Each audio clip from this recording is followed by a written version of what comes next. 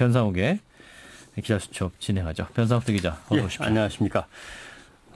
며칠 전부터 리터루족 얘기가 화제가 되고 있습니다.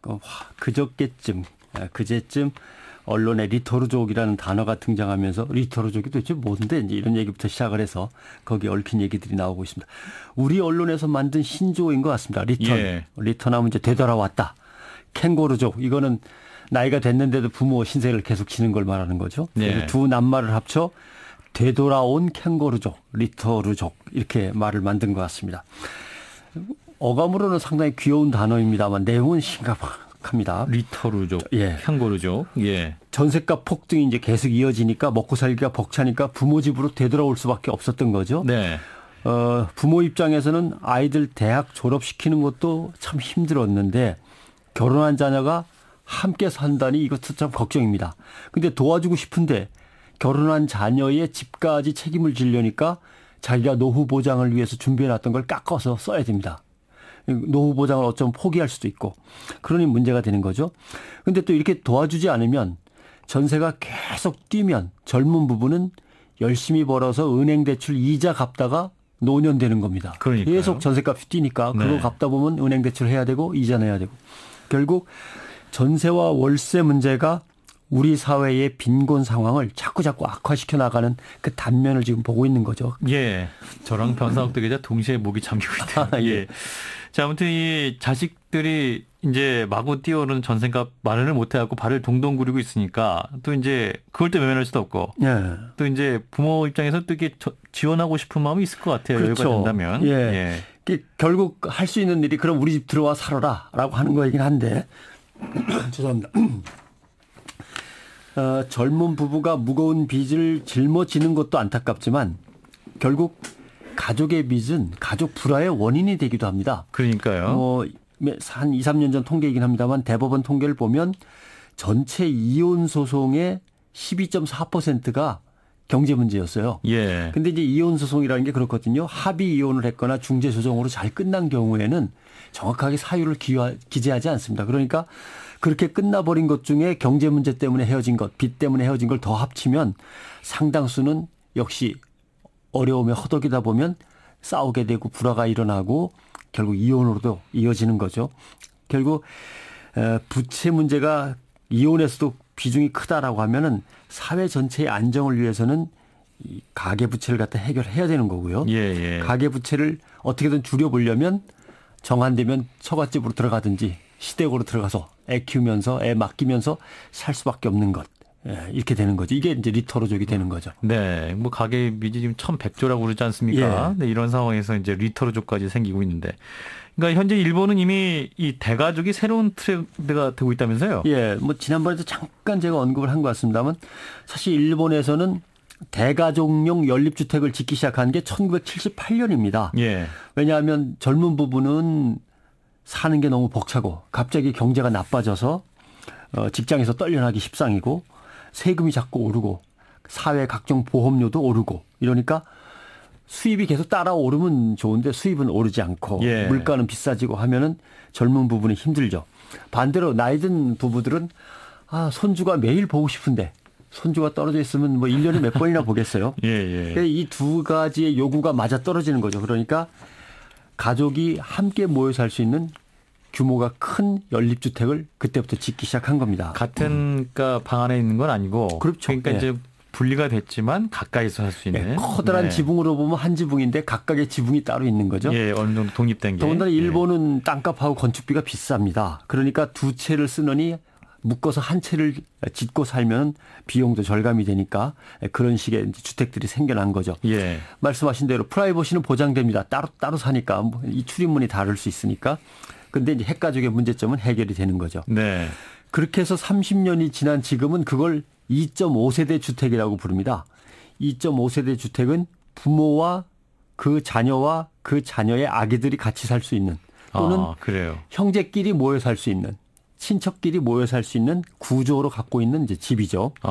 그래서 이런 2.5세대 주택은 독신하고 이혼 추세하고도 맞아떨어져요. 왜냐하면은 나이가 40이 넘었는데도 아들이 장가를 안 갔거나 딸이 시집을 안 갔거나 또는 시집간 딸이 돌아오거나 장가갔던 아들이 돌아오거나 예. 이렇게 되면은 집에서 같이 살아야 되는데 그럴 때 2.5세대 주택이 유용한 거죠. 그렇군요. 아니면 아래 위층으로 나눠져 맨션에서 아래 위층으로 살거나 네. 이러면서 서로 의지하는 형태가 계속해서 늘고 있습니다. 네. 우리나라도 2008년쯤에 준비를 했는데 정부의 주택 정책이 건설 회사에 맞추다 보니까 건설 회사는 계속 큰 거 지어서 비싸게 분양하고 싶은 생각에 이런 2.5세대 주택에 신경을 좀 안 쓰고 있는 거죠. 그렇군요. 근데 또 하나 이제 흥미로운 것은 이런 가족과 주거 형태의 변화가 경기 침체뿐만 아니라 대지진이나 테러 같은 급격한 사회 변화, 사회 불안 이런 거에 영향을 받는다는 거 아닙니까? 네. 일본도 대지진 이후에 가족이 더 모여 사는 경향이 뚜렷해졌고 미국도 9.11 테러 이후에 이런 경향이 늘었다고 합니다. 야, 어디 가서 우리가 생리별할 수도 있다. 가능한 한 좀 모여 살아야지. 뭐 이런 경향이 강해지는 거죠. 예, 뭐 사회도 안전에 대한 의식이 바뀔수록 또 이제 대가족 형태가 늘어날 수도 있다라는 건데. 예. 제가 보면 사람들이 이제 이렇게 주거 방식이 바뀌면 여기에 맞춰서 사회 모습도 바뀌게 되잖아요. 그렇죠. 점점점 이런 추세가 흘러간다면 거기에 맞춰서 사회도 같이 변화하죠. 네. 사회의 변화에 의해서 가족이 변하지만 가족 변화에 의해서 다시 사회가 변합니다. 글쎄요, 뭐 어떤 걸 얘기를 해야 될지 모르지만 이런 것들은 뭐 흔히 예를 들 수 있습니다. 요새 바베큐 용품 많이 팔립니다. 근데 혼자 사는 가족이나 둘이 사는 가족은 바베큐가 필요 없습니다. 그렇죠. 예, 적어도 한 4-5명 이상은 살아야 되니까 자주 모이게 되는 가족들이 필요한 거고 어른 아이가 함께 사용할 수 있는 캠프 용품도 인기가 올라갈 수밖에 없습니다. 여러 네. 가족이 모여 살면. 그리고 여행을 갈 때도 부부가 가거나 부부와 아이 셋이 가거나 이런 여행이 아니라 5명, 6명이 우르르 가는 이제 여행이 늘어나죠. 그러니까 호텔 보면은 커넥팅룸이라고 있어요. 각각 가족들마다 방이 하나씩 주어지지만 나중에 모일 때도 같이 모일 수도 있는 네. 머물렀다 흩어졌다 할 수 있는 큰 공간이 있는 커넥팅룸이라고 하는 호텔 객실이 많아지고 텔레비전 크기도 커집니다. 여럿이 같이 모여봐야 되니까. 옛날에 뭐 14인치 이런 것들이 아니고 이제는 뭐 50인치, 60인치 커지는 거죠. 술도 그렇습니다. 술도 부드러운 술이 잘 팔립니다. 왜냐하면은 할아버지부터 젊은 세대까지 같이 모여서 뭐 마시려면은 부드러운 네. 술. 그다음에 이제 음식이나 이런 것들의 패키지, 포장도 예전에 독신 부부가 늘어날 때는 하나씩 포장했는데 이제는 예. 한꺼번에 여러 개를 포장하는 양이 그런 많게 스타일로 예, 바뀌죠. 그렇군요. 이렇게 또 주거 환경도 바뀌고 또 식습관도 바뀌고 문화생활도 좀 바뀌는 그런 양태인데 예. 결국 이렇게 이제 이런 대가족화되면 뭐 또 이게 어떤 뭐 주거 문제가 심각해진다면 뭐 갈등을 좀 줄이고 또 그 장점을 극대화해서 또 가족을 또 함께 잘 지낼 수 있도록 하는 것도 좀 필요하게 보입니다. 그렇죠. 말씀하신 대로 갈등이 문제인데 이제 부모를 꼭 내가 모셔야지 하는 효심에서 비롯된 건 아니지 않습니까? 솔직히. 죄송합니다만. 네. 경제적 불안으로 불가피하게 합치다 보니까 갈등의 소지가 생길 수밖에 없어요. 네. 예. 또 서로의 삶의 형태라든가 문화가 다르잖아요. 세대가 다르니까. 그러니까 우선 필요한 거는 합칠 때 제대로 된 합의와 동의를 먼저 하고 합쳐야 됩니다. 네. 일단 짐 싸갖고 들어오면 안 됩니다. 부모님한테 동의를 구하고 예, 어느 정도까지 그렇죠. 있겠다. 뭐 이 정도의 약속도 한다든가 네. 또는 생활비는 제가 얼마 보탤게요. 뭐 분명한 어떤 분담과 합의 같은 게 있어야 되는 거죠. 예. 그리고 갈등이 일어나겠다.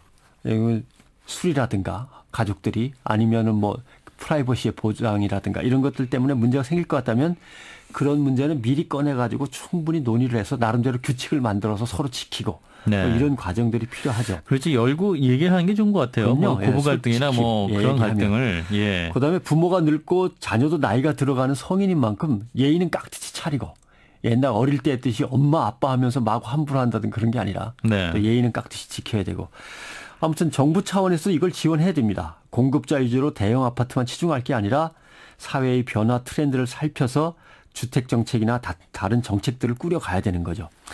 미국이나 일본에는 페어런트 하우스라는 것도 있습니다. 이거는 뭐냐면 같은 아파트 단지 안에 부모 세대가 거주할 수 있는 실버 전용 동을 만드는 거예요. 예를 들면은 요양병원 같은 걸 아파트 단지 안에 만드는 거죠. 예. 그래서 그걸 묶어가지고 같이 분양을 하는 겁니다. 분양할 때 젊은 부부는 아파트를 노인들한테는 요양병원 한 파트를 그래서 예.